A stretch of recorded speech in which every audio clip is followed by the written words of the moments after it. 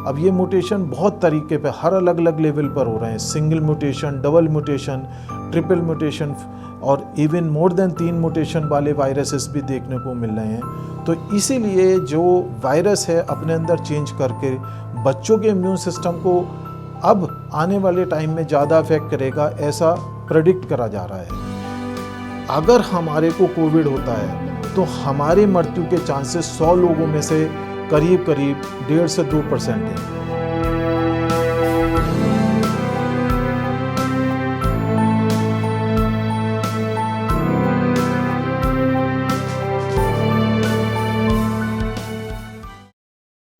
जैसे कि अभी 1.5-2 साल से स्कूल्स कॉलेजेस बंद हैं।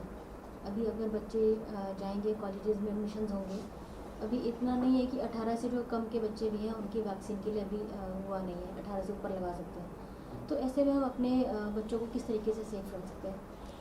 देखिए, बच्चों को भी हमें कोविड अप्रोप्रिएट बिहेवियर की ट्रेनिंग देनी होगी, लेकिन बच्चे जब स्कूल में जाते हैं तो वो सारी चीज़ों का ध्यान नहीं देते। तो हमें कोशिश करनी चाहिए कि हम पूरा स्कूल को एक साथ ना खोलें, डिफरेंट क्लासेस को डिफरेंट टाइम में अगर हम खोलें तो एक तरह से हम क्राउड को सिग्निफिकेंटली कम कर सकते हैं। और इस वायरस का एक रूल है कि जितना हमारी क्राउड कम होगी उतना पर्सन टू पर्सन ट्रांसमिशन अपने आप ऑटोमेटिकली कम हो जाएगा। यदि आप खुद देखें, हम सेकंड वेव थी, सेकंड वेव में हमारे केस तेज़ी से बढ़ते जा रहे थे और जब हमने लॉकडाउन लगाया मतलब हमने एक क्राउड को कम कर दिया, जो जहाँ था उसको वहाँ स्थिर कर दिया कि आप अपने घर में स्टे करें, आप जहाँ भी हैं वहाँ स्टे करें। तो धीरे धीरे से ये वेव ठंडी हो जाती है। तो अगर स्कूल कॉलेज में हमें ये क्लासेस शुरू करनी है तो हमें कोशिश करनी होगी कि सभी क्लासेस को एक साथ ना ओपन करें। हम अगर डिफरेंट यानी सिटिंग में डिफरेंट क्लासेस को ओपन करें या 3 दिन एक क्लासेस चलाएं, 3 दिन एक क्लासेस चलाएं, बाकी 3 दिन हम ऑनलाइन कर दें, तो फिर हम इसके स्प्रेड को रोक सकते हैं। और ये वैक्सीन जो है यंग्स में भी उतना ही काम कर रही है जितना बुजुर्गों में कर रही है? देखिए, ऐसा है कि जब शुरू में ये कोरोना वायरस आया था तो सबसे पहले इम्पॉर्टेंट यही था कि ये उन लोगों को ज़्यादा अफेक्ट करेगा जिनका इम्यून सिस्टम वीक है, जिसमें एक बुजुर्ग भी एक था, और बच्चों में इसने फर्स्ट वेव में इतना अफेक्ट नहीं किया था।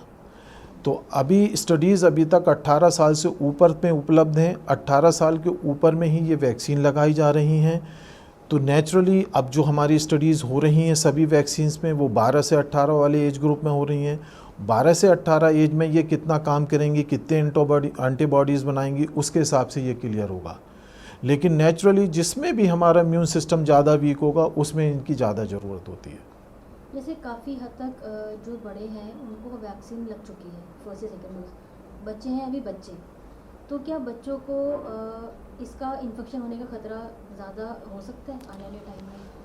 जो ये वायरस है, जो इसके हमारे बॉडी को डैमेज करने के तरीके हैं, उसमें क्या है कि इनिशियली तो सिर्फ वायरस हमारे बॉडी में वायरीमिया के रूप में ही डैमेज करता है, लेकिन जितनी भी इसमें डेथ होती हैं या कॉम्प्लिकेशन होते हैं वो सेकंड फेज़ में जब हमारा इम्यूनो डिसरेगुलेशन होता है तब होता है। बच्चों के अंदर जो इम्यून सिस्टम होता है वो फ्रेश होने की वजह से उसमें डैमेज होने के चांस कंपैरेटिवली कम होते हैं as comparison to the adults जिनकी एज बहुत ज़्यादा है या जिनको कोई हाई रिस्क ग्रुप जिसमें कोई कोमॉर्बिडिटीज़ हैं, जैसे डायबिटिक, हाइपरटेंसिव हैं, हार्ट पेशेंट हैं, मैलिग्नेंसी कैंसर वाले पेशेंट्स हैं, या जो इम्यूनोसप्रेसेंट पे होते हैं उनका इम्यून सिस्टम सप्रेस्ड होता है तो उनमें डैमेज होने के चांस कम होते हैं। लेकिन वायरस अपने अंदर जो हमारे रेगुलरली जो उसके अंदर चेंजेस आ रहे हैं, जो उसमें म्यूटेशन हो रहे हैं वायरस में, अब ये म्यूटेशन बहुत तरीके पे हर अलग अलग लेवल पर हो रहे हैं, single mutation, double mutation, triple mutation और इवन मोर देन 3 म्यूटेशन वाले वायरसेस भी देखने को मिल रहे हैं। तो इसीलिए जो वायरस है अपने अंदर चेंज करके बच्चों के इम्यून सिस्टम को अब आने वाले टाइम में ज़्यादा अफेक्ट करेगा, ऐसा प्रेडिक्ट करा जा रहा है। फोकस चैनल पर बॉडी क्लॉक प्रोग्राम आप देखते रहिए।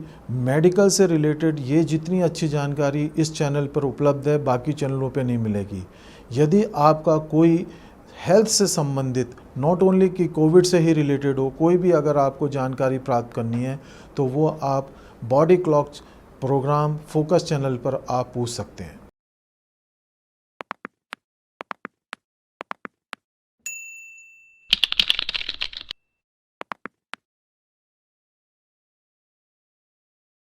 सेहत से जुड़ी और अधिक जानकारी के लिए हमसे जुड़े रहें। हमें लाइक करना, सब्सक्राइब करना, शेयर करना और कमेंट करना ना भूलें।